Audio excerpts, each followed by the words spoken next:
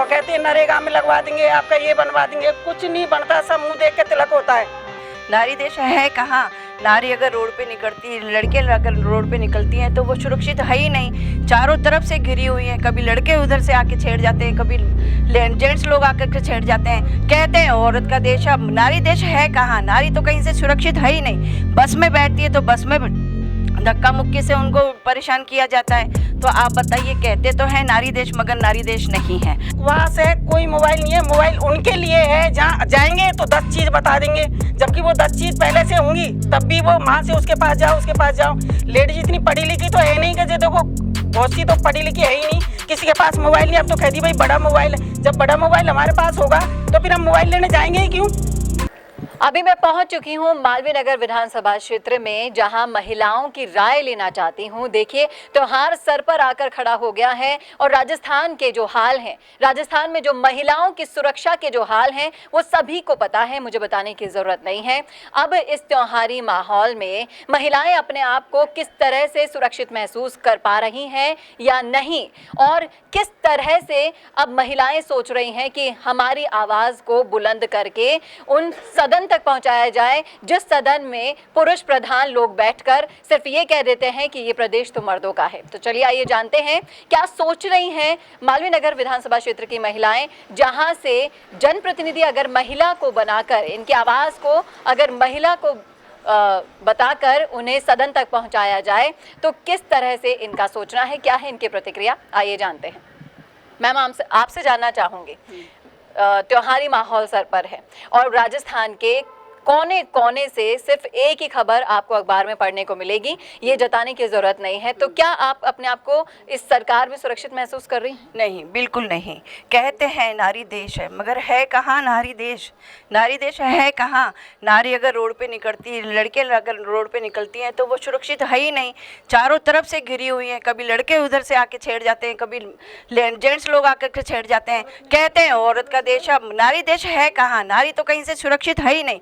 बस में बैठती है तो बस में धक्का मुक्की से उनको परेशान किया जाता है। तो आप बताइए, कहते तो है नारी देश, मगर नारी देश नहीं है। हमारा हक हमें नहीं मिल रहा है। कहा जा रहा है कि नारी देश है, मगर हमारा हक बिल्कुल नहीं है यहाँ। हम चाहते हैं सरिता मित्तल जी जो हमारी यहाँ पे जो काम करवाती हैं, हम जैसे कहते हैं वैसे करती हैं, हम लोगों का काफ़ी सपोर्ट करती हैं, उनको हम खड़ा करें। आपसे जानना चाहूँगी मैम कि आप जैसे आवाज़ को उठाने के लिए, जैसे नारी के लिए, नारी को सपोर्ट करने के लिए, क्या आप तैयार हैं? क्योंकि आपको क्या लगता है कि विधानसभा में जब तक महिला जनप्रतिनिधित्व ज़्यादा नहीं बढ़ेगा तब तक हमारी आवाज़ को यूं ही दबा दिया जाता रहेगा? नहीं, हम तो यही चाहते हैं कि नारी शक्ति की आवाज़ उठे और हम नारी शक्ति को आगे लेके चलें, बस हम तो यही चाहते हैं जी। हाँ। तो सरिता मित्तल जी के बारे में आपकी क्या राय है? हाँ, बहुत अच्छी है। हाँ।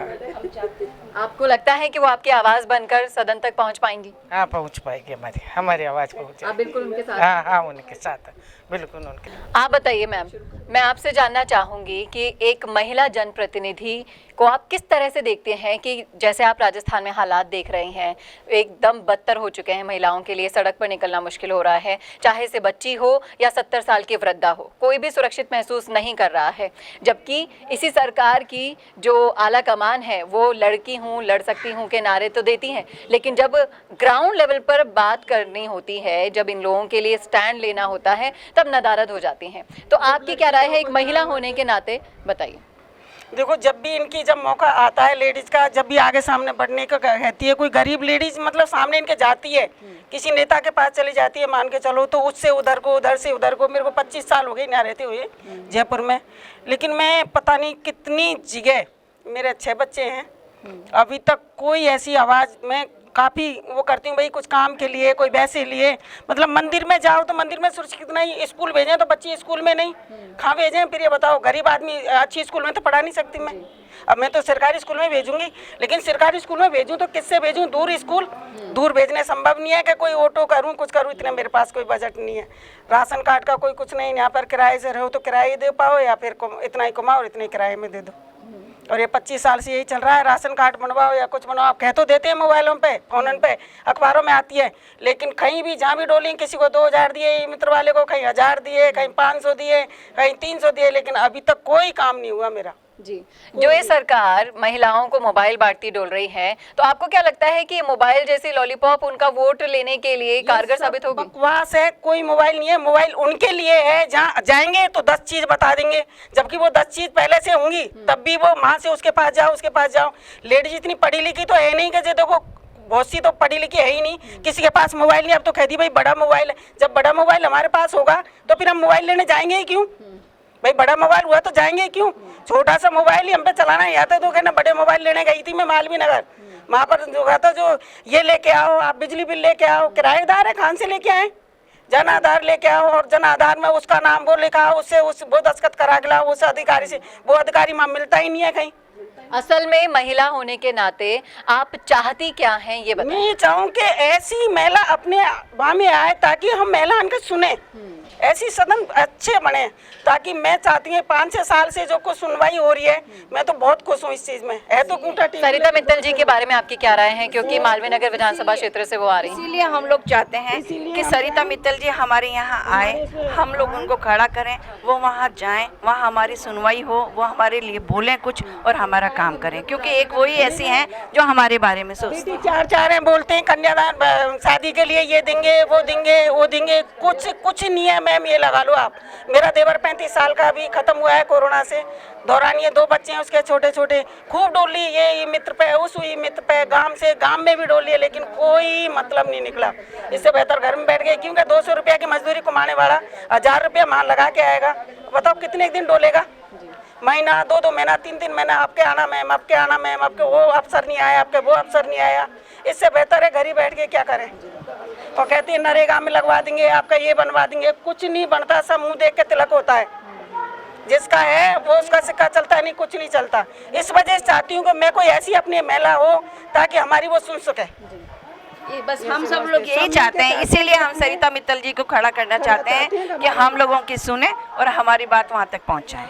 गुजारिश करना चाहूंगी कि आप सभी ने ये राय रखी कि एक महिला जनप्रतिनिधि को हम चुनना चाहते हैं जिससे वो आपकी आवाज बनकर विधानसभा तक पहुंचे। तो सरिता मित्तल जी के लिए आप एक आवाज जो उठाना चाहती हैं, तो मैं चाहूंगी कि आप सभी को बताएं कि किस तरह से आप उन्हें सपोर्ट कर रही हैं। तो एक आवाज में उनके लिए बोल डालिए। हाँ, हम लोग यही चाहते हैं कि सरिता मित्तल जी हमारे साथ रहें और ये हमारा हमेशा साथ देती हैं, इसलिए ये विधानसभा में बैठे और हम लोग हमारे गरीबन की सुने, किराएदार से भी रहे उनकी भी सुने सबसे ज्यादा, क्योंकि बहुत परेशान है। सुनती है, किराएदारों की सुनती है, मकान वाले की सुनती है, सबकी सुनती है और हम इनके साथ हैं। तो देखा आपने किस तरह से मालवीय नगर विधानसभा क्षेत्र में सरिता जी के लिए महिलाएं उत्साहित हैं, इन्हें पूरा सपोर्ट करने के लिए तैयार हैं और हर एक महिला अब चाहती है कि ये उनकी आवाज बनकर इस बार सदन तक पहुंचे और महिला जनप्रतिनिधि का जो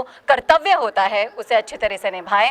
क्या कहना है आपका? अगर आप भी इसी विधानसभा क्षेत्र से आते हैं और देख रहे हैं ये वीडियो, तो लिख डालिए कमेंट बॉक्स में अपनी राय और सुझाव जरूर शेयर कीजिएगा हमारे साथ। कैमरामैन चेतन के साथ चेतना शर्मा, राजस्थान संवाद। शर्म आती है मुझे ये कहने में कि मैं राजस्थान में हूँ। छोटी छोटी बच्चियों को, महिलाओं को, इवन की वृद्धाओं को भी नहीं छोड़ा जाता। एसएमएस के सामने एसएमएस के कर्मचारी 8 महीने की प्रसूता के साथ रेप करते हैं और उसको घी ऑफर करते हैं।